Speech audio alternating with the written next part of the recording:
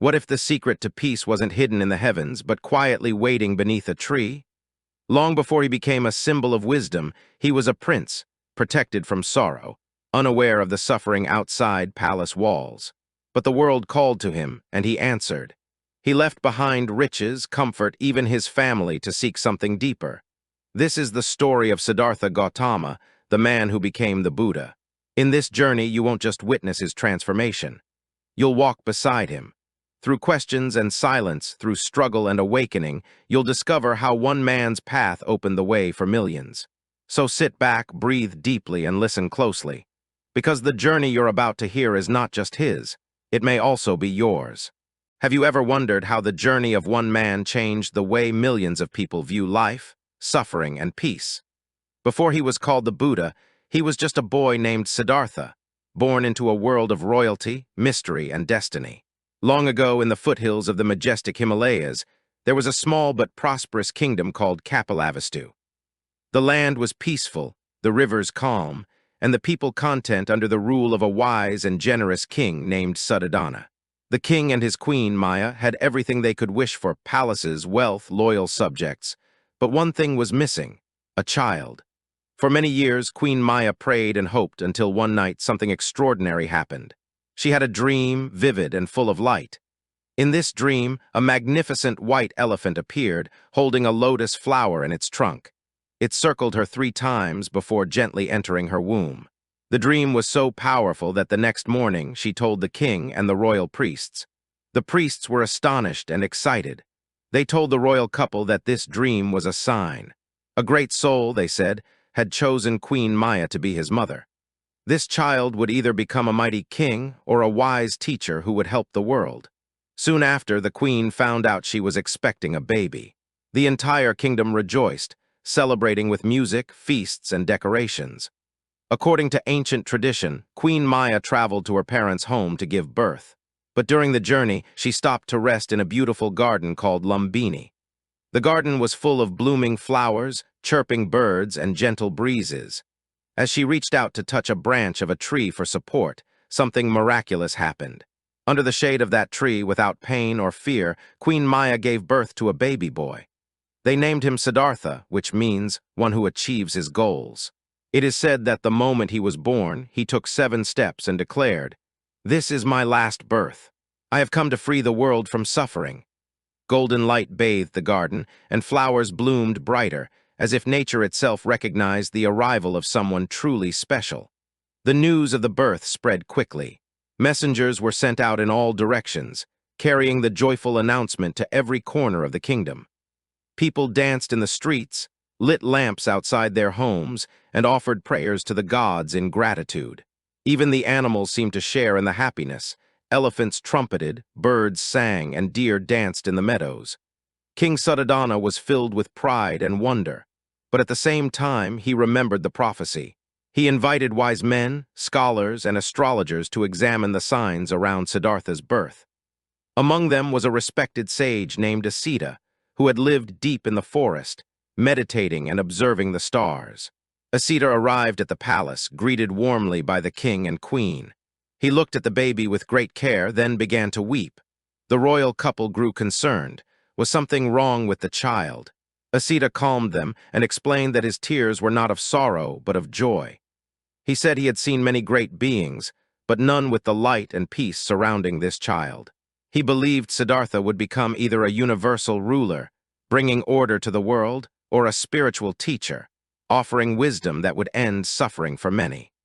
However, Asita added that he, being old, would not live to see the boy fulfill his destiny. These words touched the hearts of everyone in the court. Though they didn't fully understand what kind of life awaited Siddhartha, they knew it would be remarkable. Queen Maya, however, would not live long enough to raise her son. Just 7 days after giving birth, she passed away peacefully, leaving the infant prince in the care of her sister, Mahaprajapati. Mahaprajapati raised Siddhartha with love and devotion, as if he were her own son. The palace became his playground, filled with fountains, gardens, and halls of music and art. Siddhartha grew quickly, bright and strong. He was not only handsome and graceful, but also curious and thoughtful. Tutors were brought in from far and wide to teach him the arts, philosophy, language, and warfare. He excelled in everything, yet remained humble and gentle. While other children enjoyed games of strength or speed, Siddhartha often sat quietly, watching animals or gazing at the clouds. He seemed to carry a quiet wisdom beyond his years. One day, a bird fell from the sky, struck by an arrow. Siddhartha rushed to help it, cradling it gently and removing the arrow. When his cousin, who had shot the bird, came to claim it, Siddhartha refused. He said, "Life belongs to the one who tries to save it, not the one who tries to harm it." The royal court was impressed by his sense of compassion and fairness. Stories like this spread quickly, and the people began to believe that the young prince was destined for greatness. As Siddhartha grew older, his father, King Suddhodana, became increasingly worried. He remembered the prophecy that his son might renounce royal life and seek a spiritual path. To prevent this, the king decided to protect Siddhartha from anything that might cause sadness or doubt. He ordered that no sign of suffering be allowed near the palace. Only the young, healthy, and happy were allowed inside. The roads Siddhartha traveled were cleared of sick or elderly people. He lived in a world of beauty, music, laughter, and comfort. To ensure his happiness, the king built 3 luxurious palaces, one for each season of the year. In each palace, Siddhartha was surrounded by gardens, fountains, dancers, and musicians. He wore the finest clothes, ate the best food, and was entertained day and night. But even within these golden walls, Siddhartha began to feel something he couldn't explain. There was a restlessness in his heart, a whisper of a question that had no answer. He often walked in the gardens alone, watching the leaves fall or listening to the wind. He wondered about life, about purpose, and about the world beyond the palace gates. Though his father tried to distract him with games, music, and pleasures, the young prince's mind was reaching for something more. He wanted to understand life in its fullness, not just the joys but also the sorrows. And so, though he didn't yet know it, the first steps of his great journey had already begun.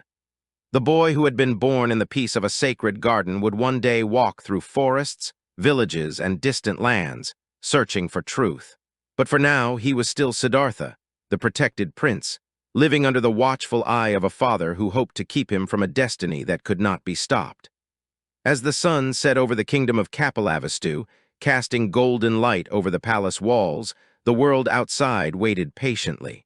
It waited for the day the prince would open his eyes to its truths and begin a journey that would change the world forever. Siddhartha was now a young man, tall and graceful, with eyes that held both kindness and depth. In the palace, his life appeared perfect, yet inside him, a storm of questions had begun to stir. He had everything: comfort, beauty, knowledge, but something was missing. He felt like a bird in a golden cage, surrounded by treasures but longing for the open sky.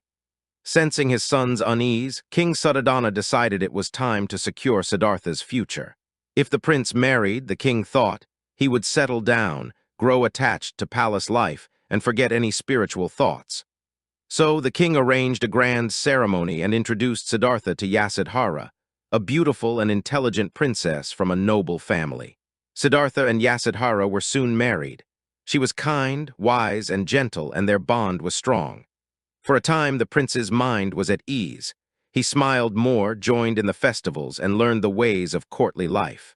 The people adored him, and his father felt reassured. Yet the quiet questions in Siddhartha's heart never truly disappeared. Despite the king's efforts to shield him, Siddhartha's curiosity about the world outside only grew stronger. He asked his charioteer, Channa, to take him beyond the palace walls. The king hesitated, but finally allowed the prince to venture out, making sure the streets were cleared of anything unpleasant. Still, fate had its own plans. On his first journey, Siddhartha saw something he had never seen before: an old man bent over and trembling, his skin wrinkled, his steps uncertain. Siddhartha was shocked. "Why does he look like that?" he asked. Channa explained, "That is old age, my prince. It happens to all of us." The prince was shaken. He had never imagined that people could grow so weak, so changed by time.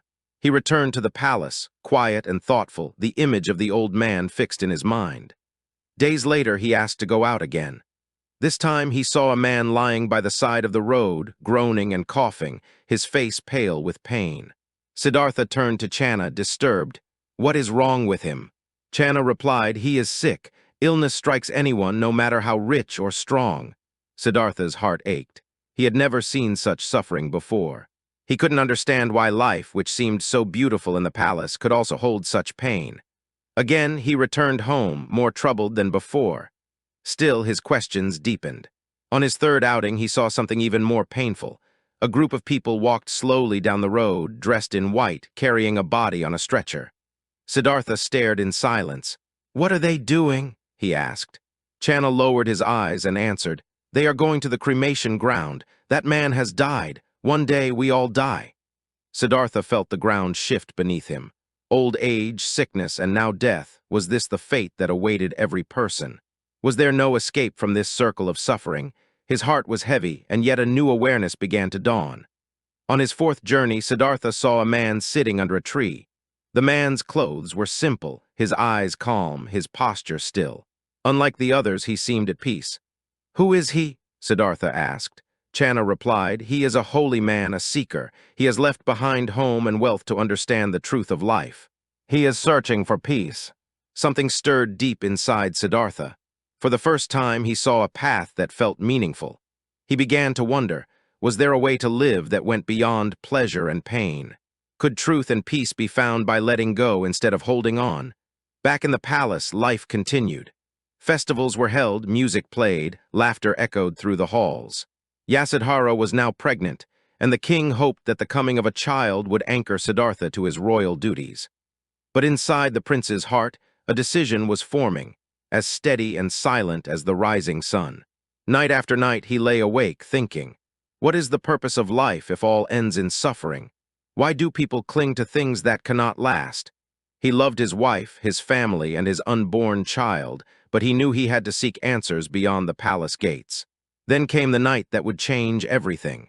The stars glittered above, and the palace was quiet. Siddhartha stood by the bed, watching Yasodhara sleep peacefully. He looked at her face, so full of grace, and felt the weight of what he was about to do. He walked to the room where his newborn son lay. He did not pick him up, fearing the love in his arms might stop him. Instead, he whispered, "I must find the truth for you, for all of us." Silently, he left the palace. Channa waited with his horse, Kanthaka. Without looking back, Siddhartha rode into the darkness, leaving behind a life of luxury for a path filled with uncertainty. At the edge of the forest, he stopped. Taking his sword, he cut off his hair, the symbol of his royal status. He removed his jeweled garments and gave them to Channa, asking him to return them to his father. Now dressed in a simple robe, barefoot and alone, Siddhartha stepped into the forest. He was no longer a prince. He was now a seeker, a wanderer, a man in search of a deeper truth. His journey had begun, not one of miles, but of understanding. He would meet teachers, endure hardship, and sit in silence with his own thoughts. He would ask questions not just with his words, but with his life. The prince who had been shielded from suffering had now embraced it. And in doing so, he had taken the first true step toward becoming the Buddha. The world, unaware of the transformation unfolding, continued as it always had. But somewhere in the forests of ancient India, a man walked barefoot through dust and silence, listening not to the sounds of palace music, but to the rhythm of the earth and the stirrings of the soul. His path would be long, but his resolve was firm. And with each step, he moved closer to the truth he was destined to find.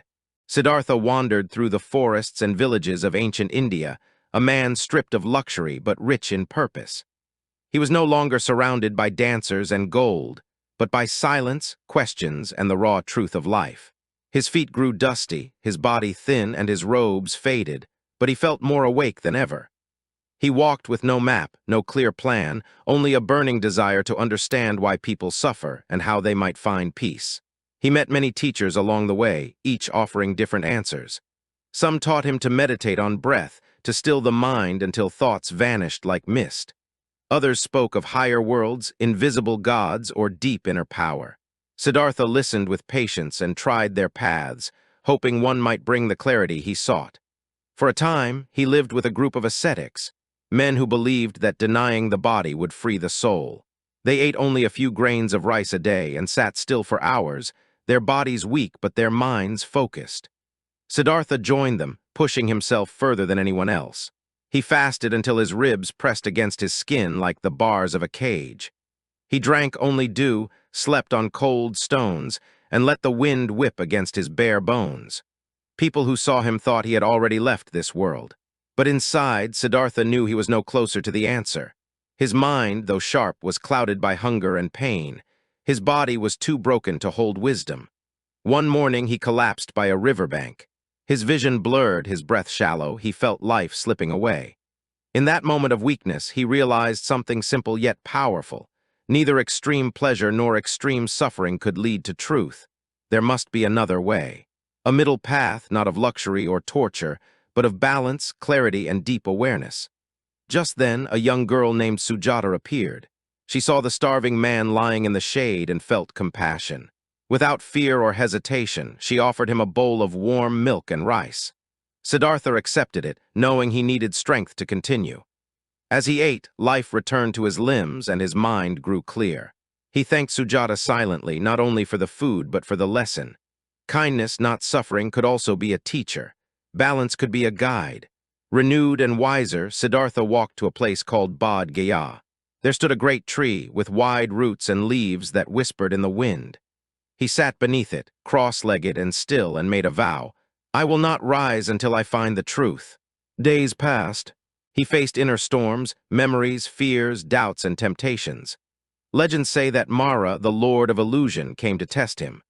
Mara sent visions of wealth, power, and desire, hoping to distract the seeker. When that failed, Mara tried fear, dark skies, storms, armies of demons. But Siddhartha sat still, unmoved, his eyes closed and heart open. At last, as dawn broke on the seventh day, light touched his face. The truth he had sought for so long rose within him, like the sun from behind the mountains. He saw the nature of life with perfect clarity. He understood the cause of suffering, its roots, and the way to overcome it. He saw the world not as separate pieces, but as one flow of life, ever-changing and deeply connected. In that moment, Siddhartha became the Buddha, the awakened one. Not a god, not a prophet, but a human being who had seen reality as it truly is. He touched the earth with one hand, and the earth, it is said, bore witness to his awakening. Birds sang, the air shimmered, and even the Bodhi tree seemed to bow its branches. But the Buddha did not rise in celebration.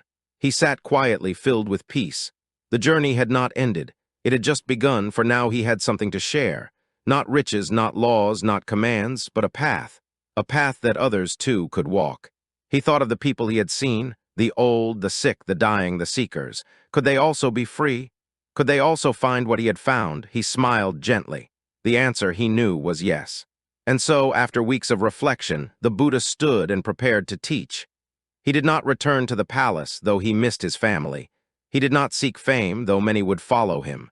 He walked to a quiet place called Sarnath, where 5 old companions, those same ascetics he had left, were living. When they saw him approach, they first turned away, thinking he had abandoned their path. But as he came closer, something about him had changed. His face was calm, his steps steady, his presence radiant. They welcomed him, curious and cautious. The Buddha sat down and shared what he had learned. He spoke not of gods or rituals, but of the 4 noble truths. He said, life includes suffering. Suffering has a cause, it can end. There is a path to its end. This path, he said, was the middle way, a way of wisdom, ethical living, and mindful awareness. The 5 men listened deeply. One by one, they felt their hearts open. By the end of his teaching, they too began to awaken. And so began the Sangha, the community of monks and seekers who would carry the message of the Buddha across time and continents. Not with swords or crowns, but with silence, compassion, and the quiet power of truth. The world was vast, and suffering ran deep. But now there was a path, and one man who had once been a prince walked it first so that others might follow. The Buddha now walked the roads of India, not as a prince or a seeker, but as a teacher. He had no home, no possessions, only a bowl, a robe, and a mind clear as a still lake. Wherever he went, people stopped and listened. His words were simple, but they touched hearts like wind moving through leaves. He taught not from books, but from direct understanding. He spoke of suffering, its cause, and the way out. He did not demand belief, but invited reflection. Come and see for yourself, he often said. People from all walks of life came to hear him. Farmers and kings, beggars and scholars, young and old, all were welcome. They asked questions, and he answered with patience. He never claimed to have all the answers, only the path he had walked. In village after village, he gathered disciples. Some shaved their heads and wore robes, choosing to follow the path fully. Others returned home, planting seeds of kindness and awareness in their daily lives. The Sangha grew not by force but by inspiration. The Buddha taught that nothing in life is permanent. Everything changes. Youth fades, health shifts, moments pass. Trying to hold on causes pain. Letting go brings peace. He taught the Eightfold Path, a guide to living with right view, right thought, right speech, right action, right livelihood, right effort, right mindfulness, and right concentration. He spoke of karma not as fate, but as the natural result of actions. Good actions bring clarity, harmful ones bring confusion. He reminded people to be aware in every moment. Even breathing could be a teacher. He taught under trees, in courtyards, by rivers, never asking for temples or statues. The truth, he said, lived in the heart. One of his most devoted students was a man named Ananda. He followed the Buddha closely, listening to every word, remembering each teaching. Ananda asked many questions, often on behalf of others. His memory would preserve the Buddha's words for generations. There were challenges, too. Not all welcomed the Buddha's message. Some priests feared his teachings would weaken their power. Some kings saw his growing following as a threat, but the Buddha never argued or condemned. He simply moved on, offering peace where it was accepted. Once a man came and insulted him, shouting and cursing. The Buddha remained calm. When the man finished, the Buddha asked, "If someone offers you a gift but you do not take it, to whom does the gift belong?" "To the one who offered it," the man replied. "Then I do not accept your anger," said the Buddha. This story spread, and many began to understand the power of non-reactive wisdom. Among his followers were many women as well. The Buddha welcomed them, allowing them to join the Sangha. This was revolutionary at the time, and not all were pleased. But the Buddha believed truth had no gender. He saw all beings as equal in their potential for awakening. Even those once lost in darkness could find light. He told the story of Angulimala, a feared bandit who had taken many lives. Instead of condemning him, the Buddha approached with compassion. He spoke to the man with kindness, and something shifted. Angulimala threw down his weapons and became a monk, later known for his gentleness and humility. The Buddha's way was not to fight evil, but to transform it through understanding. Years passed, and the Sangha continued to grow. People began to call him the Tathagata, the one who has thus come. He was offered palaces and gifts, but always chose simplicity. He stayed where he was needed, never building a kingdom. He told his followers not to cling even to him. "Be a lamp unto yourselves," he said.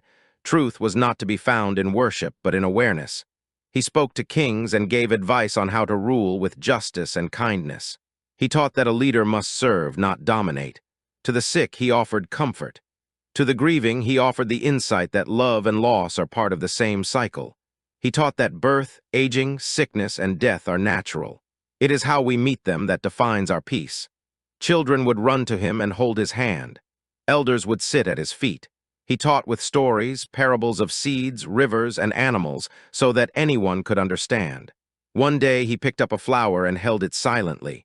Most waited for a sermon, but one monk, Mahakasyapa, smiled. The Buddha said nothing more.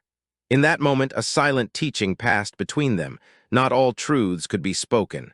Some were only known in stillness. The Buddha did not claim to save anyone. He offered a mirror so that each person might see clearly. He spoke of liberation as freedom from clinging, from desire, from fear, from ignorance. To be free, he said, was not to escape life, but to live it with full awareness.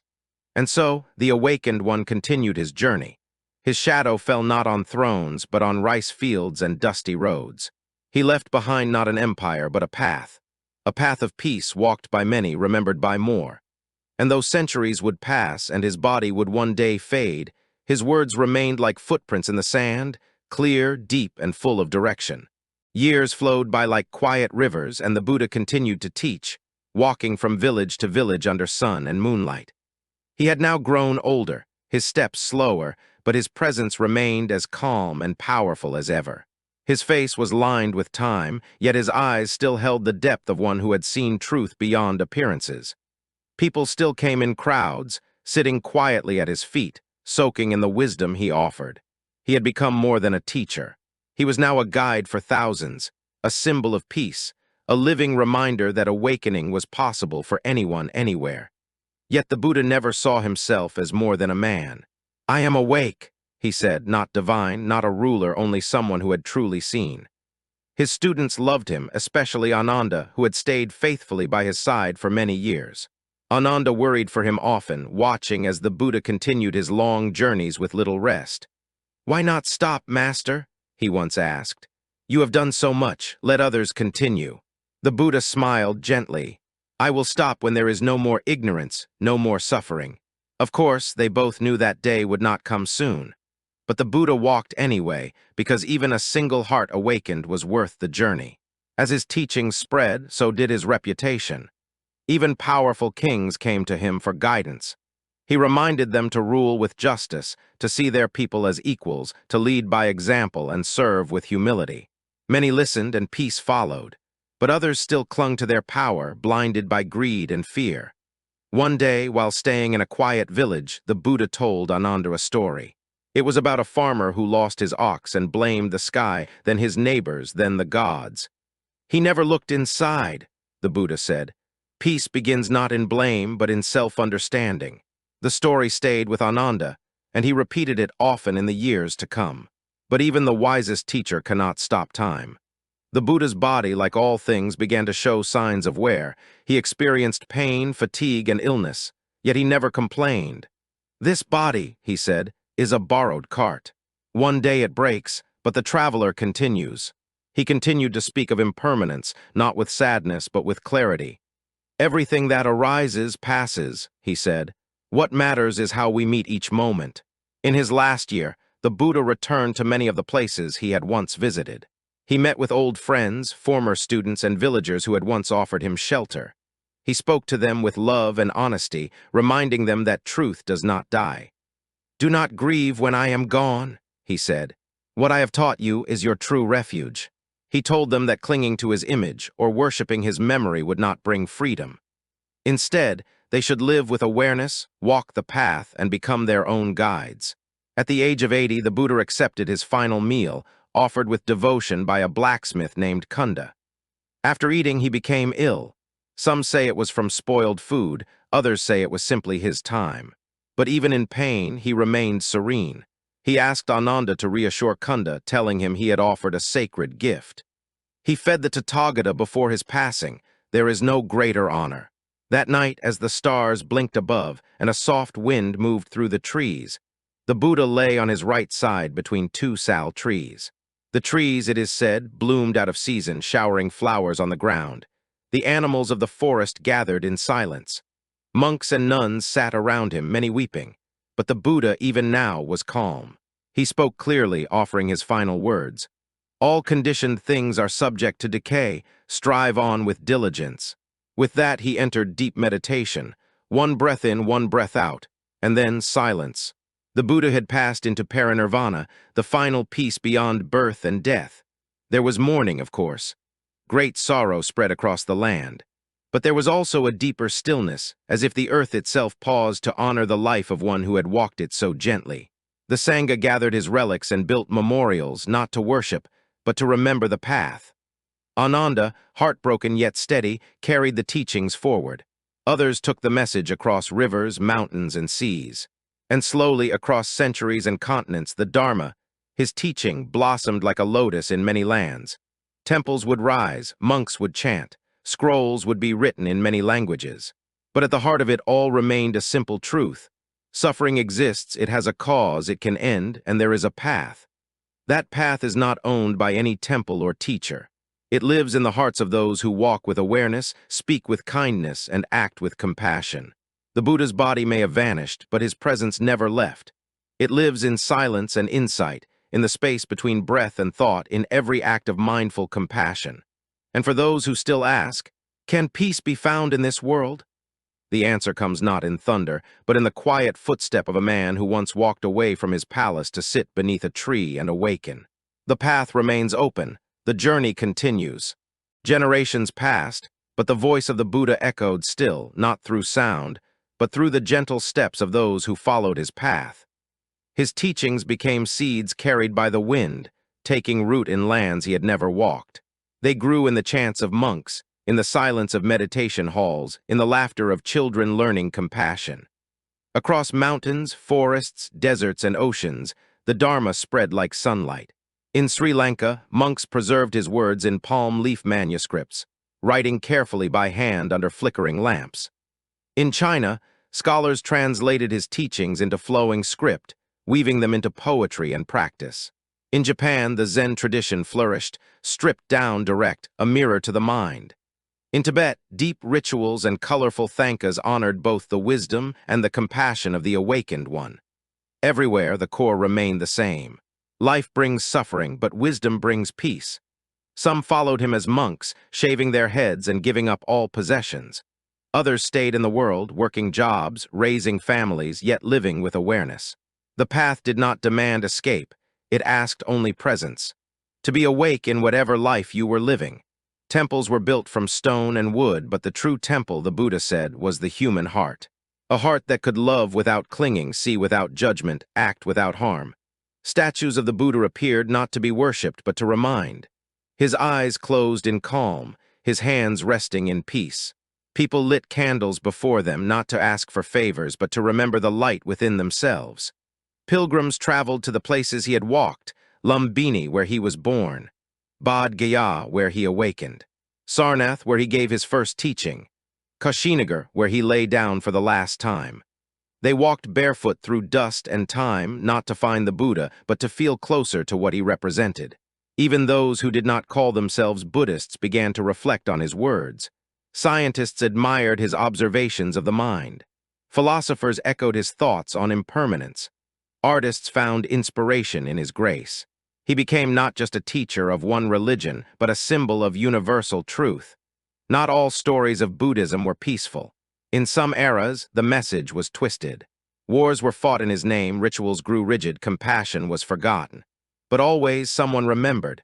A monk sweeping leaves, a nun tending the sick, a child sharing food with a beggar.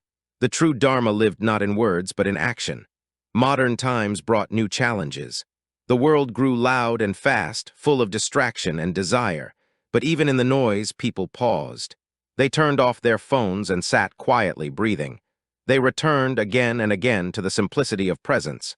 In busy cities, meditation centers opened. Online, the Buddha's words reached millions. You yourself must strive. The Buddhas only show the way. In hospitals, schools, and prisons, mindfulness was taught, not as religion, but as medicine for the restless mind. The Buddha had once walked alone under moonlight, asking, "Why do we suffer?" Now millions walked with him, not behind but beside. For he had never wanted followers. He had only lit a path, and that path remained open, ready for every footstep. In a world of endless change, his message remained steady. Do no harm, speak truthfully, be aware, let go. Not as rules, but as invitations, to live deeply, to live freely. And so the story of the Buddha never truly ends. It continues in every act of kindness, in every breath taken with awareness, in every moment met with clarity. You may hear it in the silence between words. You may feel it in your own search for meaning. The Buddha was a man, but his awakening is not his alone. It is a mirror held out to the world. And when you look into it with honesty and stillness, you may begin to see what he saw. Not a new world, but this one, more clearly, more gently, more fully. That is the real story, not of a life long ago, but of this moment now. Because here in your breath, your awareness, your choice, the journey continues. The Buddha walked the path first, but it belongs to all who seek truth, and perhaps now it belongs to you. And so the journey comes to a close, not with an end, but with an invitation. The Buddha's footsteps have faded into the dust of time, but the path he walked remains clear. A path not paved with power, but with presence. Not guarded by gates, but open to all. You don't need to leave your home or wear a robe. You only need to pause, to listen, to look inside. Because the truth he found is not far away. It lives in each breath, each choice, each moment met with awareness. Whether you follow his teachings or simply carry the question he once asked, why do we suffer? You're already on the path. The journey continues. And perhaps now it begins with you.